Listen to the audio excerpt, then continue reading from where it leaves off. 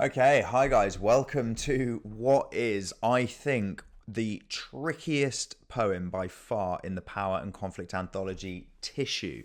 This is a poem that every single student of mine asks me always to run over. So I've done it a lot of times over the years and I've explained it, and I think I've got it down to a really clear kind of reading that I have of the poem. Because it is so metaphorical, in a way, that's helpful because it means you can kind of interpret it however you want. And that comes under AO1 in the mark scheme for, the AQA Literature Paper 2, Section B. In the AO1 is all about your quotes, your interpretations, and how well you present them and use them to answer the question. That's it. In a way, with poetry, there's no right or wrong answer. It's your interpretation, how well is it communicated, and how well does it fit the question. That's it. So I do have an interpretation of this poem. It may be different to your teachers at school. That's fine. I'm going to explain how I came to my interpretation very, very clearly, backed up with techniques as well and quotes. So I'm hoping that you will go, I understood this interpretation, therefore that's the one I'm going to learn and I'm going to revise. And I'm hoping that will be the case. So I'm going to go through, I think what I'm going to do is I'm just going to read through it, stanza by stanza, line to line, and I'm going to tell you what I'm interpreting about it and what I would analyze about it. And then we'll see where we get to and if there's anything else that I think I need to add in technique wise. Context, I'm not going to go through in this one because context is so easy to research and find out there in the world. So, I'm just going to let you kind of do your Google research on that one. Let's start from the top then. So paper that lets the light shine through. This is what could alter things. So I'm only going to pick out the most important things I think are worth analyzing and fit in with my interpretation. So straight away, light. Light is a recurring theme or idea that will come all the way through the poem. What does light symbolize? Light symbolizes positivity, brightness, purity, warmth, life. All of this stuff is light. So paper that lets the light shine through. So it's thin paper. Paper thinned by age or touching. So this idea that the paper has been touched a lot, that's going to be very important in the next few stanzas and right at the very end. This idea that the more we touch paper, the thinner it gets. It's being thinned with age. Now, why is that important in the ideas overall with the poem, the idea of touching the paper? For me, it's because the whole central idea here is about sharing of information, the power of knowledge. You could argue that identity comes from that, that you learn. As you learn more, you sort of fill up your identity meter, as it were. But for me, the central idea that I'm going to be analysing here is about power of knowledge. And paper is representative of knowledge because paper has stuff on it. We write, every exercise book you have is probably printed on paper, or you're given handouts with information and knowledge on them that you can then take. And the more you hold it, the more you are absorbing that information because you're holding it to look at it and absorb the information. So here, the paper has been thinned by age or touching. We will come back to that. The kind you find in well-used books, the back of the Quran. So obviously the Quran's a religious text, so there is a sub-idea of religion for sure, and the power of religion, which we'll talk a little bit more about. Where a hand has written in the names and histories, who was born to whom, the height and weight, who died, where and how, on which sepia date. Now, I only learned about this about 6 or 7 years ago when my grandmother passed away. And I learnt that we had what my family call the family Bible. Now, my family aren't particularly religious, but back in the day, I'm talking generations and generations and generations ago, people would have been very religious. And so a Bible was, or whatever the religious book was, in this context, it's the Quran, would be handed down generations and generations, because it's the one book when everyone believed in religion so strongly that you could guarantee wouldn't get lost or damaged or destroyed.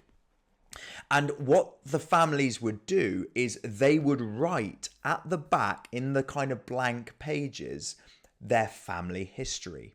So literally, like, who was born, what was their height, what was their weight, or whatever. You know, like sometimes people sort of remember what the weight of a baby was when it's born, when they died, who they married, who they had children with. And this, my family has one called we call it the Family Bible, but I only learned about this recently.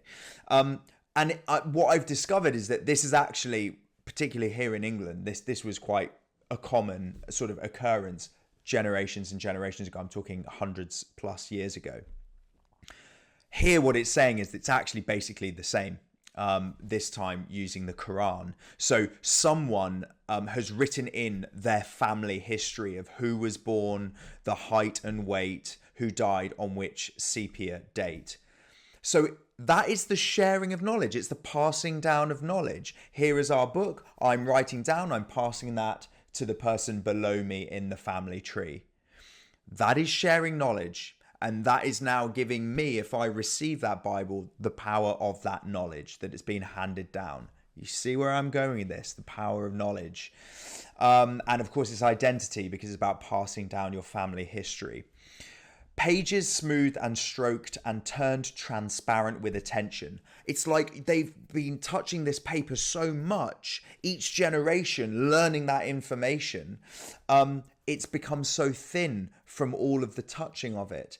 It's been absorbed and thinned down, absorbed into those people. Power of knowledge, transference of knowledge. Next one. If buildings were paper, I might feel their drift, see how easily they fall away on a sigh. Okay, so there is an extended metaphor throughout the poem of building. And buildings obviously are made traditionally from brick. Why? Bricks are strong. Bricks work really, really well. If you want to make a building, they keep out the elements. Here, I might feel their drift, see how easily they fall away on a sigh, a shift in the direction of the wind. Now, here there's sort of slightly a bit of a juxtaposition here, because paper, if a building were made out of paper, it would obviously blow away. But the idea that if paper has so much power given to it, then it will be sort of indestructible potentially. Notice I've not highlighted a lot here, because I don't think I would analyze it, because it doesn't massively fit into my idea of power of knowledge. And that's what I'm going off of in my interpretation. So I don't really need that stanza too much. Maps 2. Interesting simple sentence there. Now, this stanza is all about what we communicate on paper. Maps. Think of what a map is. A map tells me where I am. It tells me what's around me. It tells me where to go, maybe potentially what direction, if I can interpret it correctly. Think of D of E, if your school does D of E. You read a map to gain the knowledge of where you are. Someone has written that map, and maps traditionally are on paper. Now we have Google Maps, but back then we didn't. The sun shines through their borderlines, the marks that rivers make, roads, rail tracks, mountain folds. So this stanza has quite a bit of listing in it as well, listing all of the things that can be seen on a map, parts of knowledge that help us understand the world around us more. That is the sharing of knowledge. It's a tool to help us know what is around us, to give us that knowledge. Notice as well, I've highlighted in pink at the end of stanza 1, stanza 2 and stanza 5 that we've just read, there is enjambment across the stanzas. That speeds us up. Now that relates into what we're just about to read about. Find slips from grocery shops that say how much was sold and what was paid by credit card might fly our lives like paper kites. course, here talking about receipts and how receipts are part of the monetary system. And this might fly our lives like paper kites. So a kite is being chained, but not chained, but you know what I mean, like held back. It's flying, but it's under control in a way by someone down on the ground, but it's being blown about in the wind. I believe it's a negative interpretation that money and the monetary system can fly our lives. We can lose control of our sense of self and be caught up in the sense of money. So there's a bit of a negative about money. Now, it doesn't really help me with the transference of knowledge or the power of knowledge. So, I haven't, highlighted a lot in there. It's not really fitting into where I want to take the poem, but there's the analysis of it anyway. An architect could use all of this, place layer over layer, luminous script. Luminous, back to light, like we had at the very beginning. Script over numbers over line, and never wish to build again with brick. Obviously a metaphor there. Architects really need to build with brick. And enjambment too, it carries straight on to the next stanza there, which is a sense of freedom, breaking the mold. So an architect, this is part of that extended idea of building. What do buildings represent? Strength. Paper, what does that traditionally represent? Not strength, like weakness. It's very rippable. But by comparing them, it gives paper the idea of strength. An architect would never wish to build again with brick, rather paper. We're making paper seem suddenly much stronger than it was. Why is it strong, paper? Because of what we put on it. Hence, power of knowledge. What we transfer as knowledge across. Coming to the end. Never wish to build again with brick or block, but let the daylight break through capitals and monoliths. Big buildings and structures. Daylight breaking through them. There's a little bit of a double meaning there, because capitals is in capital letters, as in the words on the page. Through the shapes that pride can make, find a way to trace a grand design. Grand design is quite a religious reference to grand meaning God, and design as in we are designed and come from a god or deity. With living tissue, raise a structure never meant to last. Really like that metaphor. A structure, of course, again, is that idea of building, of power, of strength. What is a structure that is never meant to last? Humans. We cannot last forever. We are not designed to. But the final bit, we get that link back to the very beginning of touching paper so much that it gets thinned. We actually get repetition of the phrase of paper smooth and stroked and thin to be transparent, turned into your skin. And this for me is really tying all of this idea together, that what we as humans do, power of humans, is that we are able to transfer knowledge and ideas. Right from the beginning, it was about transferring knowledge of a family history. But then you've also got architects who design buildings and give that to a builder who then builds it. Architects don't build the buildings, they design them. And then a builder and a building contractor or whatever build the building. So that is this idea of transference of knowledge, maps transferring knowledge of what is around us. So can you see how I'm getting to that idea of the power of knowledge? That's why I get there. And I'm hoping that is well enough explained for you to feel confident enough to express that yourself. Just think, it's not about the strength of paper. It's about how does paper get stronger with what's written on it, which comes from a human. So in a way, it is, yes, power of knowledge, but it's also power of humans, power of people. We have the power to transfer our knowledge and understanding of the world onto a piece of paper that can then be read by someone else. And there you go. That is how I would interpret tissue.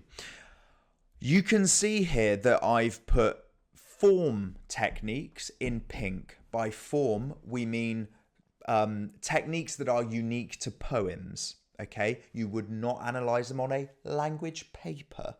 For language papers, you only need to analyze language and structure. But when it comes to poetry and plays, in literature, you have form as well. So form has to be all of those techniques that you wouldn't analyze on a language paper. For example, rhyme, rhythm, stanza length, free verse, blank verse, volta, caesura, enjambment. All of these are unique to poetry, and you can see them in pink.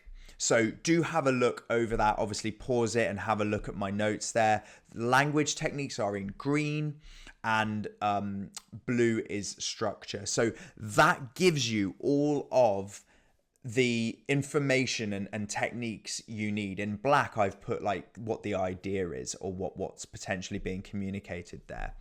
And at the bottom as well, if you do want to pause it and give that a read, a student of mine has written just a very short summary down there on the left hand side. And it's also got the key ideas that we've talked about as we've gone through it. The idea of light, the idea of the power of humans, the idea of paper, but more the power of what's on it, and the idea of knowledge, power of knowledge, and the transference of knowledge or information. It's never come up before for AQA. I'm saying that in 2026. This series has been going of exams since 2016, 2017. They've never done it. Do I think they're ever going to do it? Every year, students ask me, do you think it's going to be tissue this year? And here's the thing, no one knows. If someone, don't waste a single second of your time listening to people trying to predict what any question is going to be, because no one knows. It's irrelevant to you. You don't know. The only thing you can do is be best prepared for any eventuality. The only poem I would say is unlikely to come up, one of the 15, is the one that came up last year. That's it. But even then, who knows? They might put it in again. Very unlikely, because most schools will have done it for their mock exams. But you never know. There's no point second guessing what an examiner is going to do. You don't know what's in their head. So don't be that person, please, that watches these TikTok videos and videos on, here is my prediction and why. You know, there's more chance that they will be wrong than right, no matter what their evidence is. Because logically, how can they possibly know? We don't know what they're going to do. So tissues never come up. That means it could come up, of course. But just like any of them could come up. Why hasn't it come up yet? I don't know. I have a bit of a theory that everyone knows this is a really difficult poem to analyze, and it's horrible, and it's a pretty strange choice to put into the power and conflict anthology, because there aren't a lot of power of knowledge. There are some power of humans and power of people. Yeah, we could use that, but it's not clean. It's not easy. Why they put this in the anthology, I don't know. If you're from AQA, please feel free to let me know. If you are new to me and new to the channel, consider giving it a subscribe, like the video if you liked it, leave a comment if you have any questions, concerns, queries. But yeah, that was tissue, and good luck with it all. As I say, if you have any questions, let me know. Thanks so much, and I will see you in the next one.